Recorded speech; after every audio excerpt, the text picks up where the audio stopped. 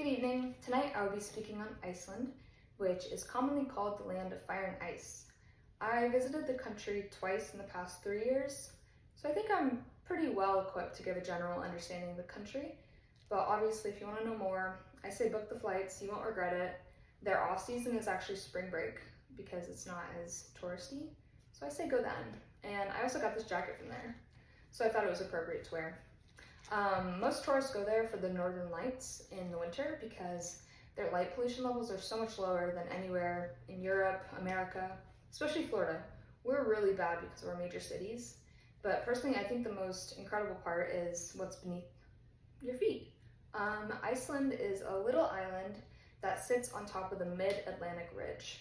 So this is where the Euro-Asian and the North American plate boundaries meet, and there's actually a spot where you can you go scuba diving and you can touch both the plates, which is so rare in the whole world. So it's a geologist's dream. But because of this, there's so much heat, magma, potential energy that flows underneath the ground, and they converted this into their geothermal energy. So this power supply is what powers their electricity, heats their water, and according to the author Mayor Bakova, it is 100% renewable, and there are so many benefits to that. Firstly, it is minimally damaging to their environment, unlike our fossil fuels, and it keeps Iceland totally independent, so no one's messing with their inflation levels. We follow the trends of other economies, but they're totally separate. And same with their national security. No one's messing with their stuff, so they don't have to worry about any of that.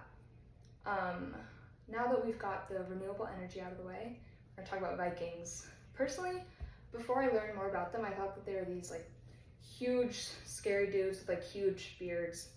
But actually, when Iceland was first settled in 1870 CE by the Norse, most of them were farmers, and 40% of the top cover soil was damaged in the next few decades due to erosion and deforestation.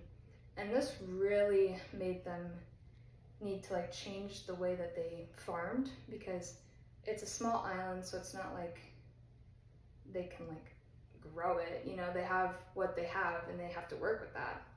And so they changed their process of farming. So before everyone was kind of equal, they all had their land, but then it changed to tenants that had a lot of control over their plots.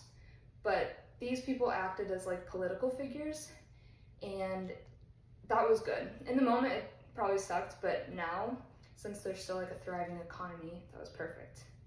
And speaking of economies, in 2010 there was a huge volcanic eruption. The name is kind of difficult.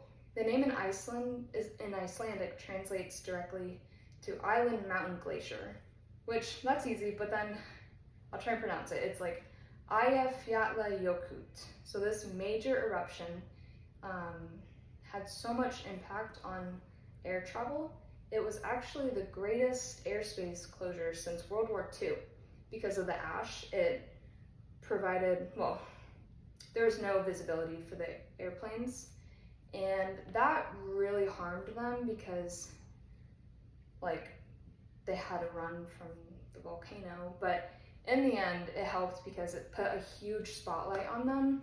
So people were interested in, oh, there's glaciers, there's puffins, we don't see that in Florida, So after that, so many tourists went, and that money from tourism helped them fix their economy. So if you ever get the chance to visit Iceland, you'll see the raw power of nature, heat, everything. So yep, have a good night.